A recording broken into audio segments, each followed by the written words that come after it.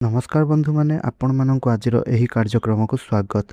जदि आपणकर मेष राशि होता है ताहले आपणक पई एही भिडियोटी बहुत गुरुत्वपूर्ण अटे। मेष राशि जो व्यक्ति विशेष माने जन्म ग्रहण करिसेंती आपण मानक पई 18 मे रु 31 मे पर्यंत समयटी बहुत गुरुत्वपूर्ण रहिबो। एही समय रे आपणक जीवन रे एमिति किछि परिवर्तन आसीपारे जहाँ आगामी दिनर भाग्य को संपूर्ण भाव में बदलाई देबो। दीर्घ दिन धरी जो चिंता अशांति एवं मनोक्षोभ आपणको पीड़ा देउथला ताहा एबे धीरे धीरे दूर हेबाकु लागिबो। एही समय रे ग्रह मानक स्थिति एपरि रहिछि जहाँ आपणक पई अनेक नूतन रास्ता खोली देबो। किछि लोक जीवन रे बड़ सफलता पाई पारंती तो किछि लोक दीर्घ दिनर अपेक्षार फल एबे पाई पारंती। मन रे थिबा भय धीरे धीरे कम हेबो एवं आत्मविश्वास बढ़िबो। एही 14 दिन आपणको शिखाइब किपरि खराब समय को पछरे पकाई आगको बढ़िबा एवं अनेक लोक आपणको जीवन रे एही समय मध्यरे फेरी आसी पारंती। पुराना संपर्क पुनर्बार मजबूत हेबो। घर परिवार रे खुशीर परिवेश देखिबाकू मिलिबो। तेबे बंधु माने जदि आपणकर मेष राशि होता है ताहले कमेंट बॉक्स रे हाँ बोली निश्चय लिखंतु एवं मेष राशि बोली लिखंतु। आउ जदि आपण अन्य कोनोसी राशिर व्यक्ति अटंती ताहले आपणकर केउ राशि ताहा अवश्य लिखंतु। आमे आपणक पई वीडियो मध्य नै करी आसीबु। एहा सहित वीडियोटी को गोटे लाइक करी कमेंट बॉक्स रे जय हनुमान अवश्य रूप रे लिखंतु। आउ चैनल टी को सब्सक्राइब अवश्य रूप रे करि दियंतु। तेबे बंधु माने चलंतु जानिबा एही 18 मे रु 31 मे पर्यंत आपणकर दिनटी किपरि रहिबो। प्रथमे जानिबा कार्य क्षेत्र आपणकर किपरि रहिबो। 18 मे परे कार्य क्षेत्र रे भल परिवर्तन आसीबो। जेउ माने दीर्घ दिन धरी चाकरी पई चिंतारे थिले सेमानंकु भल खबर मिलि पारे। इंटरव्यू देइथिबा लोक माने सफलता लाभ करि पारंती। ऑफिस रे आपणकर प्रशंसा बढ़िबो। उपरस्थ अधिकारी आपणकर काम को देखि करी खुशी हेबे। जो माने व्यवसाय करुछंती सेमानंकु नूतन ऑर्डर किंबा नुआ कस्टमर मिलि पारंती। एही समय रे नूतन काम आरंभ करिवार सुजोग मध्य रहिछि। आपणक मनरे जो बड़ स्वप्न थिला ताहा एबे धीरे धीरे सत हेबाकू लागिबो। किंतु गोटिए कथा ध्यान रखंतु, अधिक भरोसा करी काहाकू निजर योजना कहिबे नहीं। किछि लोक आपणकर सफलता को देखि ईर्षा करि पारंती। आर्थिक दृष्टि एही समय बहुत भल रहिबो। अटकी थिबा धन फेरी आसीपारे। काहाकू धार देइथिले से धन मध्य फेरस्त पाइबे। किछि लोकंकु हठात धन लाभर जुग रहिछि। आउ किछि लोक मानंकु बोनस पुराना टंका किंबा अपेक्षा करि नथिबा लाभ मिलि पारे। घरे कौनसी शुभ काम पई खर्च हेबो, किंतु एही खर्च आपणंकु खुशी करिदेबो। जो माने नूतन व्यवसाय रे टंका लगाइबा को चाहुछंती से माने 22 मे परे करंतु। निष्पत्ति जदि आपण 22 मे परे नेउछंती ताहले आपणको सही निष्पत्ति भल फल प्रदान करिवो। आपण अपर्याप्त खर्चरू दूरे रुहंतु, न हेले मास शेष रे असुविधा होई पारे। प्रेम संपर्क रे एही समय भल रहिबो। जे माने निज प्रेम को कहि पारु नथिले सेमानंकु भल सुजोग मिलि पारे। पुराना भूल बुझामणा दूर हेबो। संपर्क रे मिठास आसीबो। विवाहिता लोकंक पई समय शांतिमय रहिबो। जीवन साथींकर सहयोग मिलिबो। घरे हस खुशी बढ़िबो। किछि लोकंक घरे विवाह कथा आगको बढ़ी पारे। दूर रे थिबा लोकंक सह मिलनर जुग मध्य रहुछि। परिवार रे शांति और सम्मान बढ़िबो। घरर बड़ मानंकर आशीर्वाद मिलिबो। कौनसी शुभ काम को नहीं घरे चर्चा होई पारे।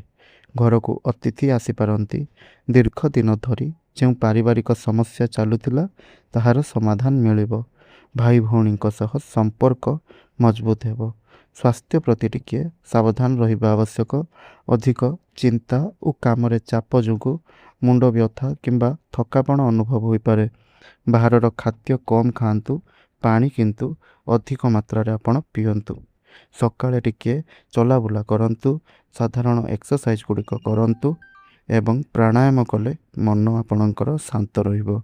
जो माने पुराना रोग रे बहुत दिन हेलानी पड़िकी अछंती से माने औषधर अवहेला करंतु नहीं। तो बंधु माने एही 14 दिन मध्य आपण 3टी खुशी खबर मध्य देखिबा पाई पाइबे। ତେବେ ସେହି 3ଟି ଖୁସି ଖବର ଗୁଡ଼ିକ ମଧ୍ୟରୁ ପ୍ରଥମ ଖୁସି ଖବରଟି ହେଉଛି ଆପଣଙ୍କ ଜୀବନରେ ଅଟକିଥିବା ଧନ ଗୁଡ଼ିକ ସବୁକିଛି ଆପଣଙ୍କ ପାଖକୁ ଫେରି ଆସିବ। କୌଣସି ପୁରୁଣା କାମର ଫଳ ଏବେ ଆପଣଙ୍କୁ ମିଳିବ।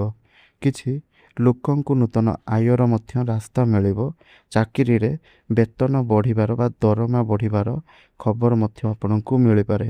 ଏହି ଧନ ଆପଣଙ୍କର ଅନେକ ସମସ୍ୟା ଗୁଡ଼ିକୁ ମଧ୍ୟ ଦୂର କରିଦେବ। ଦ୍ୱିତୀୟ ଖୁସି ଖବରଟି ହେଉଛି ଘରେ କୌଣସି ଶୁଭ କାର୍ଯ୍ୟର ଯୋଗ ରହିଛି। ବିବାହ, ନୂତନ ସମ୍ପର୍କ କିମ୍ବା ଖୁସିର ଖବର ମିଳିପାରେ। ପରିବାରରେ ଦୀର୍ଘ ଦିନ ଧରି ଖୁସିର ପରିବେଶ ଦେଖିବାକୁ ମିଳିବ। ଘରର ସମସ୍ତେ ଏକାଠି ହେବେ ଏବଂ ମନରେ ଶାନ୍ତି ଆସିବ। ତୃତୀୟ ଖୁସି ଖବରଟି ହେଉଛି ଯେଉଁମାନେ ଆପଣଙ୍କୁ ନୀଚ ଦେଖାଇବାକୁ ଚାହୁଁଥିଲେ ସେମାନେ ନିଜେ ଆପେ ଆପେ ଶାନ୍ତ ହୋଇଯିବେ। ଆପଣଙ୍କର ଭାଗ୍ୟ ଏପରି ଭାବେ ଆପଣଙ୍କୁ ସହଯୋଗ କରିବ ଯେ ଆପଣଙ୍କର ସାଥ ଦେବ ଯେ ଆପଣଙ୍କର ଖରାପ ସମୟ ଗୁଡ଼ିକ ମଧ୍ୟ ଧୀରେ ଧୀରେ ଦୂର ହେବାକୁ ଲାଗିବ। ଯେଉଁ କାମ ପାଇଁ ଆପଣ ଦୀର୍ଘ ଦିନ ଧରି ଚେଷ୍ଟା କରୁଥିଲେ ସେଥିରେ ଏବେ ଆପଣଙ୍କୁ ସଫଳତା ମିଳିବ। ହେଲେ ଜାଣନ୍ତୁ ଯେ କେଉଁ କଥା ଗୁଡ଼ିକ ପ୍ରତି ଆପଣ ଧ୍ୟାନ ରଖିବେ। ତ ବନ୍ଧୁମାନେ, କାହା ସହିତ ଅଧିକ ବାଦ ବିବାଦ କରିବେ ନାହିଁ। ରାଗ ଉପରେ ନିୟନ୍ତ୍ରଣ ରଖିବେ। ଟଙ୍କା ଦେବା ନେବାରେ ସାବଧାନ ରହିବେ। ନିଜ ଯୋଜନା ସମସ୍ତଙ୍କୁ କହିବେ ନାହିଁ। ମଙ୍ଗଳବାର ଦିନ ହନୁମାନ ମହାପ୍ରଭୁଙ୍କୁ ସିନ୍ଦୁର ଚଢ଼ାନ୍ତୁ। ଆପଣ ଏହି ଉପାୟଟିକୁ ମଧ୍ୟ କରନ୍ତୁ। ଯାହା ବି କିଛି ଖରାପ ଫଳ ଆପଣଙ୍କୁ ପ୍ରଦାନ ହେଉଛି ତାହା ସବୁ ଦୂର ହୋଇଯିବ। ତେବେ ଉପାୟ ସ୍ୱରୂପ ମଙ୍ଗଳବାର ସକାଳେ ହନୁମାନ ଚାଳିଶା ପାଠ କରନ୍ତୁ। ଗୋଟିଏ ଲାଲ ଫୁଲ ପ୍ରଭୁ ହନୁମାନଙ୍କୁ ଅର୍ପଣ କରନ୍ତୁ। ଏହା କରିଲେ ମନର ଭୟ ଦୂର ହେବ ଏବଂ କାମରେ ସଫଳତା ବଢ଼ିବ। ମୋଟାମୋଟି କହିବାକୁ ଗଲେ 18 ମେରୁ 31 ମେ ପର୍ଯ୍ୟନ୍ତ ସମୟଟି ମେଷ ରାଶିର ବ୍ୟକ୍ତିବିଶେଷମାନଙ୍କ ପାଇଁ ଆଶା, ସଫଳତା ଓ ଖୁସିର ସମୟ ରହିବ। ଦୀର୍ଘ ଦିନର ଅପେକ୍ଷା ପରେ ଆପଣଙ୍କ ଜୀବନରେ ଆଲୋକ ଆସିବ। ଯେଉଁ କଷ୍ଟ ଆପଣ ପୂର୍ବରୁ ଭୋଗ କରିଥିଲେ ତାହାର ଫଳ ଏବେ ଆପଣଙ୍କୁ ଭଲ ଭାବରେ ମିଳିବ। ଭଗବାନଙ୍କ ଉପରେ ଭରସା ରଖନ୍ତୁ। ନିଜର କର୍ମ କରିଚାଲନ୍ତୁ। ଭାଗ୍ୟ ଧୀରେ ଧୀରେ ଆପଣଙ୍କ ପକ୍ଷରେ ଯିବ। ତେବେ ବନ୍ଧୁମାନେ, ଆଶା କରୁଛି ଏହି ଭିଡ଼ିଓଟି ଆପଣମାନଙ୍କୁ ନିଶ୍ଚୟ ରୂପରେ ଭଲ ଲାଗିଥିବ। ଯଦି ଏହି ଭିଡ଼ିଓଟି ଆପଣଙ୍କୁ ଭଲ ଲାଗିଛି ତେବେ ଭିଡ଼ିଓଟିକୁ ଗୋଟିଏ ଲାଇକ୍ କରନ୍ତୁ। ଚ୍ୟାନେଲଟିରେ ନୂଆ ଥିଲେ ଚ୍ୟାନେଲଟିକୁ ସବସ୍କ୍ରାଇବ୍ କରନ୍ତୁ ଏବଂ କମେଣ୍ଟରେ ଯଦି ଆପଣଙ୍କର ମେଷ ରାଶି ତାହେଲେ ମେଷ ରାଶି ବୋଲି ନିଶ୍ଚୟ ଲେଖନ୍ତୁ। ଏହା ସହିତ ଜୟ ଶ୍ରୀ ହନୁମାନ, ଜୟ ବଜରଙ୍ଗବାଲି ଅବଶ୍ୟ ରୂପରେ ଲେଖିଦିଅନ୍ତୁ। ଆଉ ଭିଡ଼ିଓଟିକୁ ଅନ୍ୟମାନଙ୍କ ସାଥିରେ ସେୟାର ଅବଶ୍ୟ ରୂପରେ କରନ୍ତୁ। ତେବେ ବନ୍ଧୁମାନେ, ଭିଡ଼ିଓଟିକୁ ଏଇଠି ରଖୁଛି। ପୁଣି କଥା ହେବା ଆଉ ଏକ ନୂତନ ଭିଡ଼ିଓରେ। ଯଦି ଏପର୍ଯ୍ୟନ୍ତ ଚ୍ୟାନେଲଟିକୁ ସବସ୍କ୍ରାଇବ୍ କରିନାହାନ୍ତି ତାହେଲେ ଚ୍ୟାନେଲଟିକୁ ସବସ୍କ୍ରାଇବ୍ କରି ପାଖରେ ଆସୁଥିବା ବେଲ୍ ଆଇକନ୍ଟିକୁ ମଧ୍ୟ ପ୍ରେସ୍ କରିଦିଅନ୍ତୁ। ଯାହାଦ୍ୱାରା ଆମେ ଯେଉଁ ଭିଡ଼ିଓଟିକୁ ଅପଲୋଡ଼ କରିବୁ ତାହା ଆପଣ ସର୍ବପ୍ରଥମେ ପାଇପାରିବେ। ଧନ୍ୟବାଦ।